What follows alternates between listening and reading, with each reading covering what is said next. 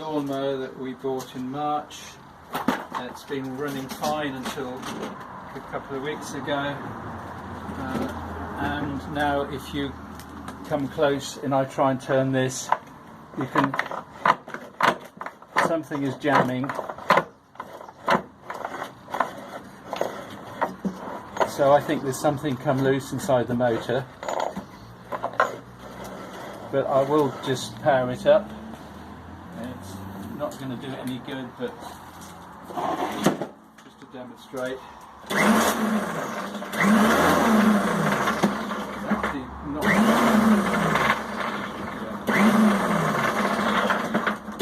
Oh, it smells. That smells. It smells, yeah, it smells. So something smells when we run it, some burning smell. And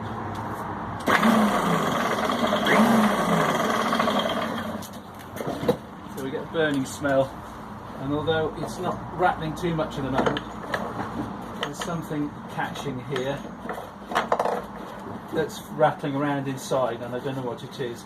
Okay, end of video.